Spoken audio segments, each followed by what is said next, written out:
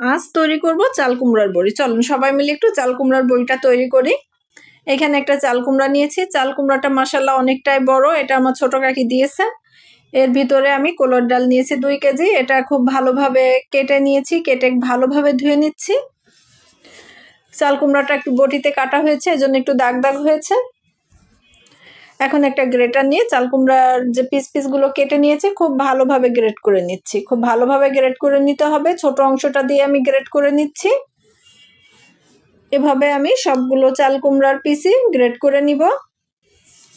এভাবে রেডি করে নিয়েছি, দেখতেই পাচ্ছেন কেমন হয়েছে। এটাকে এখন পানি দিয়ে খুব ভালোভাবে ধুইতে হবে। একবার ধুইলে কিন্তু হবে না, 5 থেকে 7 বার ভালোভাবে ধুইতে হবে। কম ধুইলে এটা কিন্তু বড়ি বানানোর পরে টক লাগবে। এটার পানিটা এখন ঝরাইতে রাখবো। আমি একটা গামছা নিয়ে নিয়েছি, গামছার ভিতরে আমি এটাকে ভালোভাবে ঢেলে দিচ্ছি। এটাকে সুন্দরভাবে ঢেলে দিচ্ছি। এর ভিতরে এখন অনেক পানি আছে, গামছা দিয়ে চিপে চিপে পানিটাকে ফেলে দিতে হবে। আমি এটা সন্ধ্যার দিকে রেডি করেছি। সারা রাতে আমি এটাকে পানি ঝরানোর জন্য এক জায়গায় বেঁধে রেখে দিব, যাতে পানিটা চলে যায়। আমি সকালবেলাতে বড়িটা দিব, এজন্য এই যে দেখতেই পাচ্ছেন কুমড়ার ভিতরে আর কোনো পানি নাই। আমি ডালটা মেশিনে ভেঙে নিয়েছি। আমি এখানে 2 কেজি ডাল নিয়েছি, আগেই বললাম।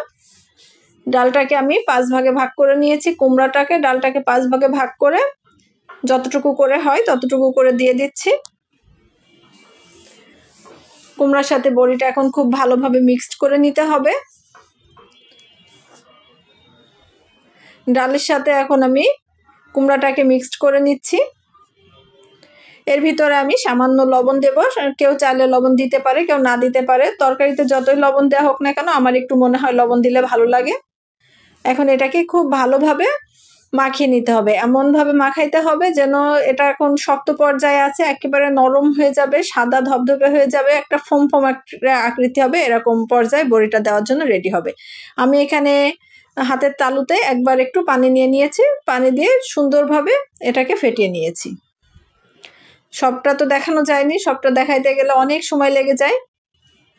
যতটুকু দেখাইলে বড়িটা সুন্দরভাবে দেওয়া যাবে সেভাবেই দেখিয়ে দিয়েছি। এভাবে করে সুন্দরভাবে এটাকে ফেটিয়ে নিব।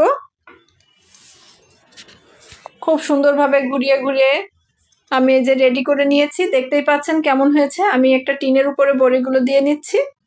টিনের উপরে বড়িগুলো দিলে বড়িগুলো খুব তাড়াতাড়ি শুকিয়ে যায়, এজন্য টিন পরিষ্কার করে টিনের উপরে আমি বড়িগুলো দিয়ে নিচ্ছি। দেখতেই পাচ্ছেন কিভাবে বড়িগুলো দেওয়া হয়েছে। বড়িগুলো এভাবে 1.5 দিনে আমার বড়িগুলো শুকিয়ে গেছে। আমার ভিডিও যদি ভালো লেগে থাকে লাইক কমেন্ট শেয়ার করে পাশে থাকবেন।